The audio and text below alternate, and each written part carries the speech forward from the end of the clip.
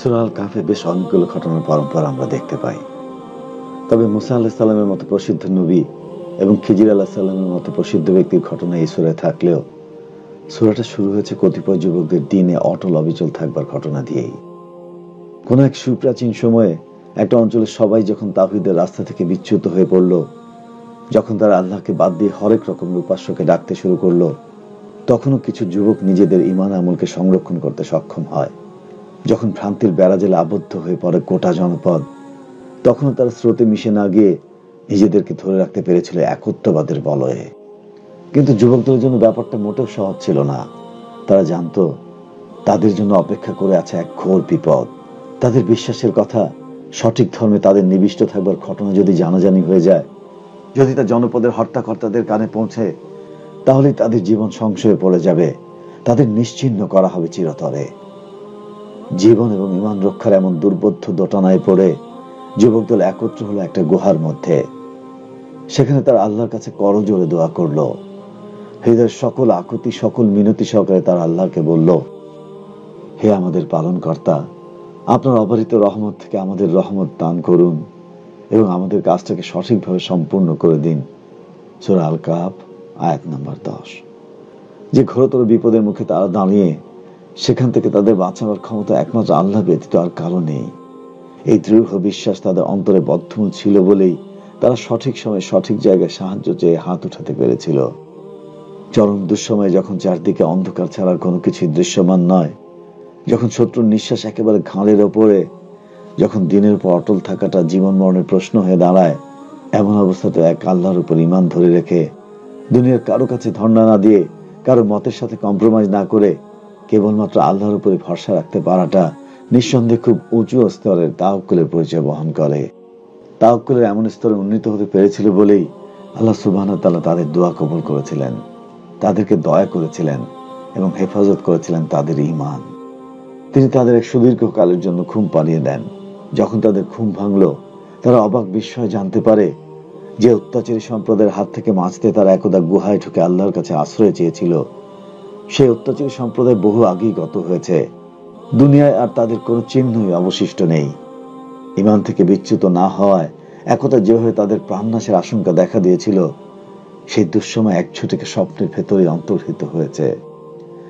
এই যুবক দলের ঘটনা কেনই বা সূরা কাহফে আসবে, তাও আবার একেবারে শুরুতে? কেন প্রতি জুমাবারে সূরা কাহফ তিলাওয়াতের জন্য নবীজি সাল্লাল্লাহু আলাইহি সাল্লাম ভীষণভাবে জোর দিয়েছেন? কারণ যুবক দল এখনো আমাদের জীবনে ভীষণ রকম প্রাসঙ্গিক। দিন পালন করতে গিয়ে এখনো আমরা অনেক সমস্যার মুখোমুখি হই।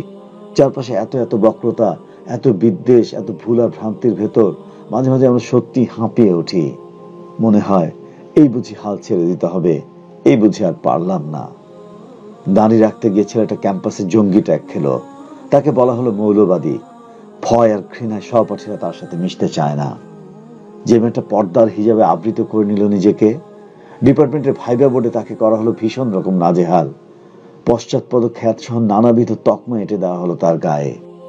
ঘুষের বিনিময়ে যে সৎ অফিসারটা এক দুর্নীতিবাজের কার্যসিদ্ধিতে সহযোগী হলো না, উপরের তলায় লবিং করে তাকে ছাঁটাই করে দেওয়া হলো রাতারাতি, কিংবা বদলি করে দেওয়া হলো অন্যত্র।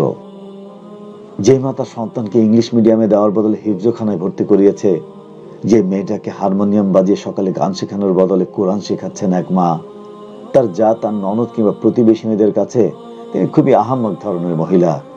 সামাজিক কোনো অনুষ্ঠানে তিনি এক প্রকার অবাঞ্ছিত। এ তো গেল বাইরের বাধার সাতকাহন। নিজের ভেতর থেকেও কি কম বাধার মুখোমুখি আমরা হই? নিজের নফসের বিরুদ্ধে যে অনবরত সংগ্রামে লিপ্ত আমরা, পাপের দুনিয়া আমাদের যে বারংবার অনুপ্রবেশ, তাও কি বাইরের বাধার চাইতে কোনো দিকে কম? অবশ্যই না। নিজের নফসের কাছে যেভাবে আমরা বারংবার পরাজিত হই, যেভাবে শয়তান রোজ আমাদের দাবার গুটি বানিয়ে খেলে, তাতে বাইরের বাধার চাইতে ভিতরের বাধা আরো বেশি ভয়ানক, আরো বেশি অনতিক্রম আমাদের জন্য। বাইরের বাধাকে তাও তো ধৈর্য ধরে উপেক্ষা করা যায়, কিন্তু ভিতরের বাধাকে আটকাতে যে সংযমের দরকার পড়ে, তা আমাদের অর্জন হলো কই?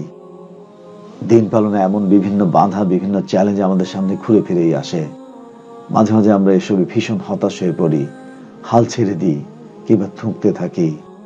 কিন্তু যদি আমরা আসহাবে কাহফে সেই যুবকদের মতো একটা গুহা খুঁজে নিতে পারি, যে গুহায় আমরা কাকুতি মিনতি করে কেবল আল্লাহর কাছে সাহায্য চাইব, যে গুহায় চোখের জলে বুক ভাসিয়ে আল্লাহকে বলবো, পরওয়ারদিগার, দিন পালন করতে গিয়ে আজ তাদের কাছে আমি উপেক্ষিত, তারা আমাকে এড়িয়ে চলে। আপনি তো উত্তম বন্ধু আমাদের, এদের চেয়ে উত্তম সঙ্গী আপনি আমাকে জুটিয়ে দিন। হে আমার রব, আপনার সন্তুষ্টির তাগিদে আমি নিজেকে হিজাবে আবৃত করেছি। ওদের অপবাদের দুঃখ আপনি ছাড়া আর কে আছে আমার, যার সমীপে আমি তুলে ধরব? মাবুদ, আপনাকে ভালোবেসে খুশির মতো হারাম থেকে নিজেকে দূরে রেখেছি, আজ তারা আমাকে দুর্দশায় ফেললো। কিন্তু উত্তম বিনিময় তো অবশ্যই আপনার কাছে, আপনি আমার উত্তম বিনিময় দাতা। ভাবছেন দিনে অটল অবিচল থাকার তাগিদে আল্লাহর কাছে এভাবে চাইতে হলে কোনো গুহায় গিয়ে ঠাঁই নেবেন, তাই তো? আমি খোঁজ দিচ্ছি আপনার ঘরের কোণে যে নিভৃত জায়গাটা আছে, মাঝরাতে সেখানটায় জায়নামাজটা পাতুন। এরপর দাঁড়িয়ে যান আল্লাহর সামনে, খুলে বলুন আপনার মনের সকল বাসনা, সকল দুঃখ কষ্ট যা আপনাকে কুরে কুরে খাচ্ছে। আপনার সকল অপ্রাপ্তি, সকল মন খারাপের গল্প তাঁর সাথেই করে ফেলুন। দেখবেন আসহাবে কাহফের ওই যুবকদের মতন তিনি ঠিকই আপনার জন্য একটা রাস্তা বের করে দেবেন, যাতে করে আপনি আপনার সমস্যাকে সবরের সাথে উতরে যেতে পারবেন। ভেঙে পড়বেন না, কেবল আপনার গুহাটা খুঁজে নিন।